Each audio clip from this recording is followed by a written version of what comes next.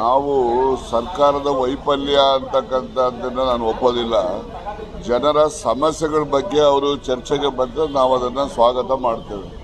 ಯಾಕೆಂದರೆ ಉತ್ತರ ಕರ್ನಾಟಕದಲ್ಲಿ ಚಳಿಗಾಲದ ಅಧಿವೇಶನ ನಡೆಯುವಂಥ ಸಂದರ್ಭದಲ್ಲಿ ಈ ಉತ್ತರ ಕರ್ನಾಟಕದ ಈ ಭಾಗದ ಜನರ ಜ್ವಲಂತ ಸಮಸ್ಯೆಗಳಿಗೆ ಅವರು ಚರ್ಚೆಗೆ ಬಂದು ಅದನ್ನು ಚರ್ಚೆ ಮೂಲಕ ಆ ಜನರಿಗೆ ಒಂದು ಪರಿಹಾರವನ್ನು ಕೊಡಿಸುವಂಥ ಕೆಲಸವನ್ನು ವಿರೋಧ ಪಕ್ಷಗಳು ಮಾಡಬೇಕು ಅಂತಕ್ಕಂಥದ್ದು ನನ್ನ ನಿರೀಕ್ಷೆ.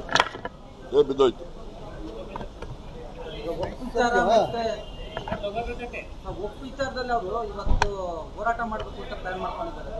ನೋಡಿ, ವಿರೋಧ ಪಕ್ಷದವ್ರಿಗೆ ಇನ್ನೇನಪ್ಪ ಕೆಲಸ? ವಿರೋಧ ಪಕ್ಷದವರು ವಿರೋಧ ಪಕ್ಷದಲ್ಲಿ ಕೆಲಸ ಮಾಡುವಾಗ ಏನು ಸರ್ಕಾರ ಹೊಗಳ್ಬೇಕು ಅವರು ಅಂತ ನಾವು ನಿರೀಕ್ಷೆ ಮಾಡೋಕ್ಕಾಗ್ತದ? ಅವರು ವಿರೋಧ ಪಕ್ಷದವರು ಜನರ ಭಾವನೆಗಳಿಗೆ ಕೆರಳಿಸುವಂಥದ್ದು, ಹಿಂದುತ್ವದ ಬಗ್ಗೆ ಅವರು ಹೋರಾಟ ಮಾಡ್ತಕ್ಕಂಥದ್ದು ಇವೆಲ್ಲ ಸಮಾಜಕ್ಕೆ ಒಳಿತಲ್ಲ.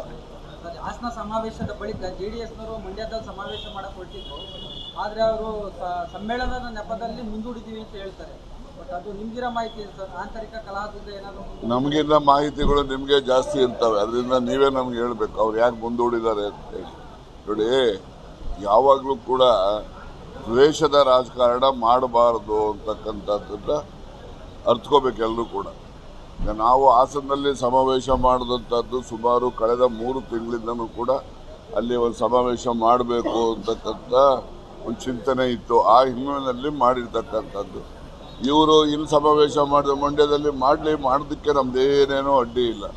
ಯಾಕೆಂದರೆ ನಾನು ಮತ್ತೊಮ್ಮೆ ಹೇಳ್ತಕ್ಕಂಥದ್ದು, ವಿರೋಧ ಪಕ್ಷಗಳು ಜನರ ಸಮಸ್ಯೆಗಳ ಪರಿಹಾರಕ್ಕೆ ಪೂರಕವಾದಂತಹ ಮಾತುಗಳನ್ನು ಅವ್ರು ಆಡಬೇಕು ಅಂತೇಳಿ ನಾನು ನಿರೀಕ್ಷೆ ಮಾಡ್ತೇನೆ. ನಮಸ್ಕಾರ.